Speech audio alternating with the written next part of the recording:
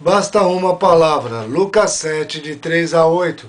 As escrituras dizem assim: O centurião, pois, ouvindo falar de Jesus, enviou-lhe uns anciões dos judeus a pedir-lhe que viesse curar o seu servo. E chegando eles junto de Jesus, rogavam-lhe com instância, dizendo: É digno de que lhe concedas isto, porque ama a nossa nação e ele mesmo nos edificou a sinagoga. Ia, pois, Jesus com eles. Mas quando já estava perto da casa, enviou o centurião uns amigos a dizer-lhe: Senhor, não te incomodes, porque não sou digno de que entres debaixo do meu telhado. Por isso, nem ainda me julguei digno de ir à tua presença. Ide, porém, uma palavra, e seja o meu servo curado. Pois também eu sou homem, sujeito à autoridade, e tenho soldados às minhas ordens. E digo a este: vai, e ele vai, e a outro: vem, e ele vem. E ao meu servo: faze isto, e ele o faz. Parei um pouco e espero que você tenha parado um pouco. Basta uma palavra, é a pregação de hoje. Muitos de nós estamos aqui nesse momento pensando nos nossos bons momentos, nos nossos maus momentos, naquilo que nos deu alegria e naquilo que nos deu tristeza. E nos nossos dias em que vivemos debaixo de muita informação, uma informação que é rápida, está acontecendo praticamente em tempo real, em outras palavras. Você está aqui agora e lá no outro lado do mundo, ou em qualquer outra parte, seja Oriente, Ocidente, Norte e Sul, está acontecendo alguma coisa e tem alguém filmando e passando essa imagem para você e te dando mais informações. E você começa o quê? A ser lotado de informações na sua mente. Horas boas, horas ruins, mas de todos os tipos. E estamos chegando num momento que é tempo real. Em outras palavras, a informação já está acontecendo no momento. Por quê? O monitoramento está sendo cada dia maior. Então, nessa situação, a forma como é dada a notícia, ou seja, como o poder público, como o sistema privado trata essa forma de dar a informação, causa em nós boas ou más, bons ou maus momentos, boas ou más situações. Criam em nós situações em que nós paramos e olhamos e falamos: para quê? Por que está acontecendo isso?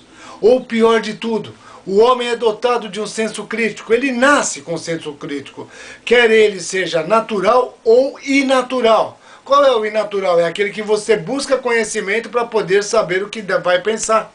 Ou seja, qual é a sua verdade, qual é a sua mentira. Você tem um momento em que você define: para isso eu tomo esse julgamento, para esse eu tomo aquele julgamento.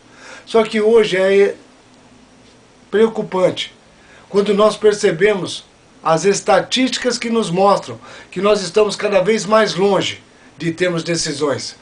Pelas simples informações de ser tão rápida, a gente assume como válida quem está nos falando. E com isso o que acontece? A própria ciência diz que nós nos tornamos simplesmente percentuais de uma estatística. E é aí que eu começo. Nesses percentuais de estatística, a própria fé, ela era colocada como nada tangível, nada que você pudesse medir, logo ele não tinha importância. Mas nos últimos anos, até mesmo a fé começou a se tornar importante, e as pessoas dão atenção e colocam ela como um grupo de pessoas a serem observadas. Só que as escrituras contam uma história, é sobre essa história que eu falo. Um centurião, quem é um centurião? Um homem romano, responsável, uma pessoa que pelos seus anos de trabalho conseguiu um cargo, pela sua forma de trabalhar conseguiu um posto elevado, alguém com poder de mando, alguém que estava fora da sua terra, em outra terra, fazendo o quê? Uma espécie de colonização, porque eles eram os que tinham tomado conta do lugar. Só que esse centurião, que nós não temos o nome, ele era uma pessoa que se adequou ao local onde ele estava, ou seja, ele conheceu a cultura e os modos e os costumes que esse povo tinha. A tal ponto que ele era uma pessoa querida, quista, bem-vinda por aqueles que foram tomados, subjugados. Em outras palavras, a gente não gosta de tratar bem quem subjugou a gente. Mas esse centurião conseguiu isso. Agora conta esse mesmo texto, nesse mesmo texto que esse centurião tinha um servo que ele estimava muito, ele tinha muito apreço por esse servo. Servo é alguém que não tem direito a nada, mas esse centurião também tinha um interesse por ele. E o que aconteceu? Esse servo adoeceu. E quando ele adoeceu, ele fez de tudo que ele podia. Ele tinha fama, ele tinha dinheiro, ele tinha prestígio. Tudo que ele podia na época ele usou para tentar fazer com que esse servo voltasse a ser um servo sadio. Nada deu certo. Ele usou todas as crenças dele, os sistemas que ele conhecia, assim como ouviu de outros as outras crenças e os outros sistemas, mas nada deu certo. Só que ele também ouviu falar de um tal de Jesus, Jesus o Cristo, e ouviu falar dele que ele ressuscitava mortos, ouviu falar dele que ele curava, ouviu falar que ele fazia milagres, ele cuidava tanto física, mental e espiritualmente das pessoas. E sabe o que ele fez? Pegou um grupo de anciões e mandou que eles fossem até aonde estava Jesus. E prontamente esses anciões, os representantes da cidade, foram até onde Jesus estava. E intercederam a favor desse centurião, dizendo: é justo que você atenda o pedido dele, porque ele... E disseram as coisas que esse centurião fazia, em prol, em benefício, em melhoria do povo judaico. Jesus atendeu. E não é que Jesus foi na direção, Jesus parou o que estava indo. Pensemos, Jesus estava indo para a direita, eles entraram, falaram desse centurião e Jesus foi para a esquerda. Ele parou o que estava fazendo e foi dar atenção. Quando diz o texto que quando estava próximo da casa, o que aconteceu? Uma coisa inédita. Veio um outro grupo, também de pessoas de valor, de caráter, só que esses são tratados como os amigos do centurião. Os amigos do centurião chegaram, olharam e disseram: olha, tem uma notícia. Qual é a notícia?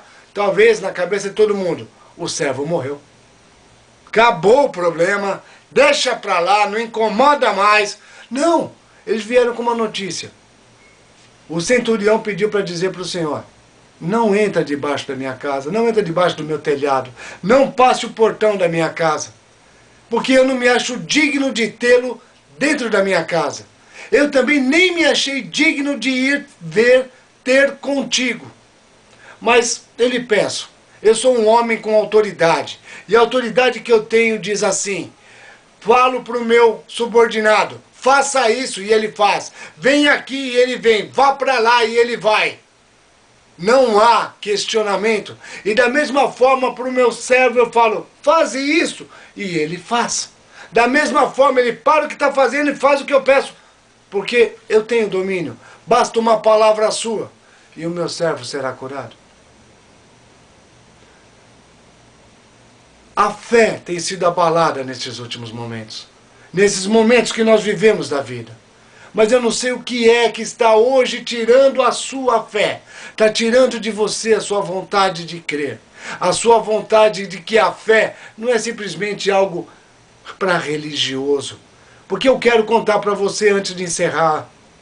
A fé é o que moveu a própria história da humanidade. Onde pessoas movidos pela fé, porque vai dar certo, ousaram e fizeram. Agora com Deus a coisa é muito maior, porque a fé vem pelo ouvir, e o ouvir da palavra de Deus. Ah, não é no estudo? É uma forma de estudar sim. A palavra de Deus, e a fé entra na sua vida, a fé entra em você, a fé começa a te dar uma nova condução, te tira do seu anonimato, te mostra que você é uma pessoa especial e que o Senhor tem um plano especial para a sua vida. Basta você crer uma palavra.